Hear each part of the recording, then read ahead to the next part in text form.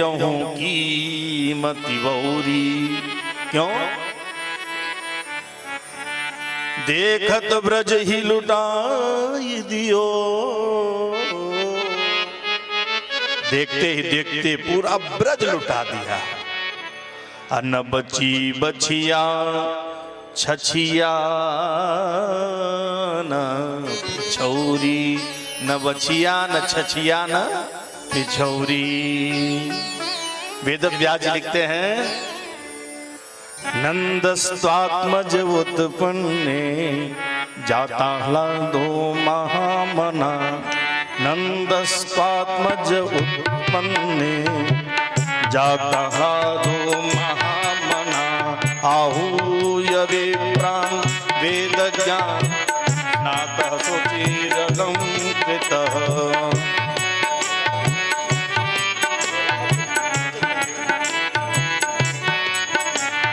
नंदस्त्वात्मज उत्पन्ने जाता ह्लादो महामना। नंदस्त्वात्मज उत्पन्ने। नंद बाबा ने जैसे ही सुना कि मेरे घर में क्या हुआ है, नंदलाल, बोलिए बोलिए नंद के लाला की, अरे थोड़ी सी जोर लगा करके, नंद के लाला की जय। नंदस्त्वात्मज उत्पन्ने जाता ह्लादो महामना। नंदस्त्वात्मज उत्पन्ने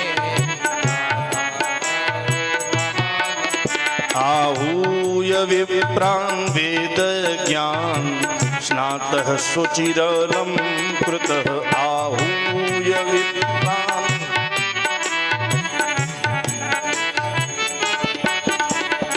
नंद के घर मानो मूर्तिमान आनंद ही प्रकट हुआ।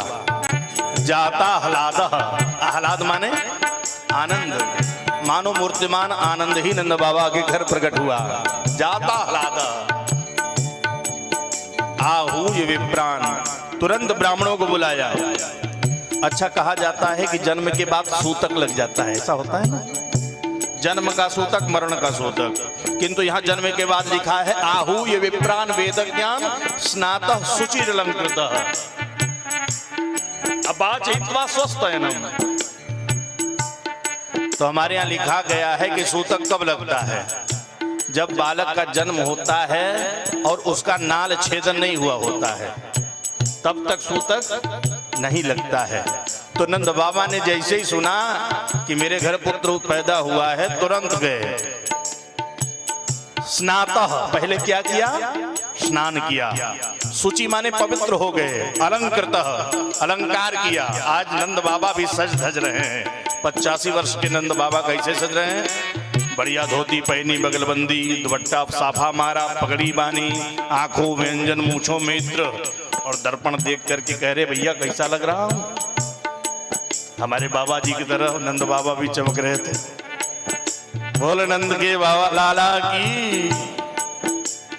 ऐसे बाबा ने मूछों पर ताव दे करके कहा कैसा लग रहा हूं? कहा बाबा एकदम दूल्हा लग रहे हो। क्यों, लगना ही चाहिए। आहूय विप्रान् वेद। वैदिक ब्राह्मणों को बुलाया।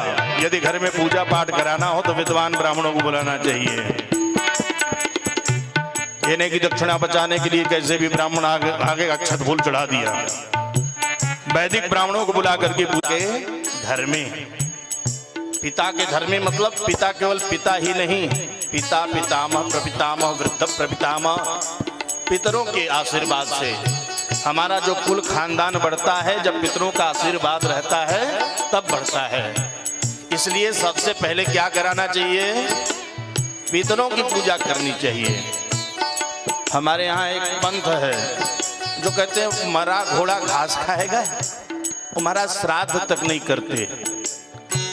वो जाएंगे किसी प्रकार से भूख ताप करके वहीं बहा बहा के चले आएंगे कुछ करने वाले।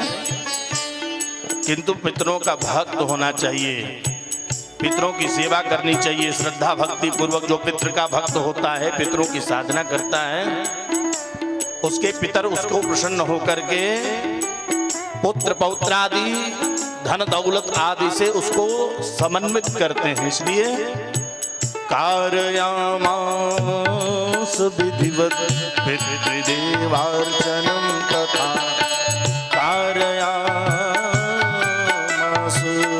पितृदेवार्चनम तथा। आदमी सब हो जाता है किंतु अपने पितरों का भक्त नहीं हो पाता है। पितरों का भक्त होना चाहिए। एक व्यक्ति का ये पिताजी कहीं यूपी में रहते थे, अब मर गए, और रहता था केरला में। फोन से खबर गई तेरे पिताजी मर गए हैं, जल्दी लौट के आ जा। उसने सोचा बाप तो मर ही गए, हमारे जाने से जिंदा होगा नहीं, और जाएंगे तो अब अगर तत्काल में पहुंचना होगा तो फ्लाइट से पहुंचना होगा। 10,000 जाना 10,000 आना 20,000, और क्रियाकर्म में 10-20,000 एक्स्ट्रा, कुल मिला के 50,000 का चूना लगने वाला है। और हमारे जाने से पिताजी क्या बच जाएंगे या जिंदा हो जाएंगे? तो एक मंदिर में गया, पंडित जी से पूछा पंडित जी बताओ हमारे पिताजी मर गए हैं, का बड़ा दुख है। का दुख तो हमको है, किंतु ऐसा कोई उपाय बतलाओ कि हमको वहां जाना न पड़े, हमारे पिताजी को यहीं से शांति मिल जाए। क्या बाबा जी जाना तो पड़ेगा। का ना मैं जाना नहीं चाहता हूँ, कई 1000 रुपये खर्च हो जाएंगे, सकते हो? कहा नहीं महाराज और कम में काम चलाओ। कहा 100 रुपये। सोचा है तो हमारे बजट में आ जाएगा, किंतु और कम हो जाए तो ठीक रहेगा। महाराज कुछ और कम हो जाएगा? कहा हाँ 10 रुपया खर्च कर सकते हो? कहा हाँ इतना तो कर ही दूंगा। कहा देखो केरला में नारियल का फल बहुत मिलता है, एक नारियल तोड़ लो, किसी मंदिर में जाकर के अपने बाप के नाम से पटक दो कि पिताजी की आत्मा शांत हो जाए, उनको शांति मिल जाएगी। सोचा ये बढ़िया उपाय है, न हर्रा लगना फिटकरी माल। वो गया महाराज दुकान पर खरीदने के लिए नारियल, पूछा कितने का नारियल? कहा 10 रुपये का। स्वभाव का कृपण था, सोचा 1 रुपया इसमें बच जाए। कहा कुछ कम नहीं करोगे? कहा आगे बढ़ो। कहते ना आगे बढ़ो, वो कहा आगे बढ़ो। सोच रहा है कि आगे आगे जाएंगे तो 1 रुपया कम में मिलेगा। आगे गया, पूछा कितने का नारियल है? कहा 8 रुपये का। कहीं सही बता रहा है, किंतु सोचा यहाँ 8 रुपया है, 1 रुपये हो कम हो जाए। कहा कुछ कम नहीं करोगे? कहा आगे बढ़ो। आगे वाले दुकान पर गया तो कहा कितने का नारियल? कहा 5 रुपये का। कहा ये ठीक दे रहा है, 1 रुपया कम नहीं करोगे? कहा आगे बढ़ो। आगे गया तो उसको 1 रुपया का नारियल मिल रहा था। सोचा इसमें से भी 1 रुपया कम हो जाए, फ्री वाला जुगाड़ रह जाए। आदमी का स्वभाव है, सोचता है बिना पैसे लगाए ही सारे काम हो जाए। कहा फ्री वाला कोई? कहा आगे एक बगीचा है, जाओ खुद तोड़ लो। कहा ये बढ़िया है, का पेड़ चिकना होता है, पैरवा सरक गया, लटकने लगा। अब तो जैसे लगे गिरे तो प्राण निकल जाए। 10 रुपये के चक्कर में प्राण जाने वाले। उधर से एक ऊंट वाला जा रहा था, ऊंट वाले को देख करके उसके जान में जान आई। कहा भैया से उसके ऊपर पैर रखा, हाथियों सरक गई। अब कितने लटके? 3 लटक गए ना, और लटकाएंगे बस करें। बोल बाकी बिहारी लाल की। अब 3 लटक रहे हैं, अब तीनों सोच रहे हैं उतरे कैसे। अब तीनों की बुद्धि जब नहीं काम कर रही तो सबसे ऊपर जो था ना उसकी बुद्धि काम करने लगी। कहा 5,000 नीचे वाले को देना है, 10,000 नीचे वाला उसको देगा, कुल मिला के 15,000। अब 5 रुपया का नारियल उसने सौदा किया। ये भैया हमारा हाथ दर्द कर रहा, छोड़ दूं? ऊपर वाला दोनों ने कहा ना बाबा न छोड़ना। उसने कहा नहीं छोड़ने का कितना दोगे? नहीं छोड़ने का कितना दोगे? कहा जो हम इसको देने वाले थे। उसने कहा जो उसको देने वाले थे ले लेना। हिसाब किताब लगाने लगा, 10,000 उसका, 5,000 उसका, 10 रुपया का नारियल, 15,000। अब पिताजी की मुक्ति फ्री में।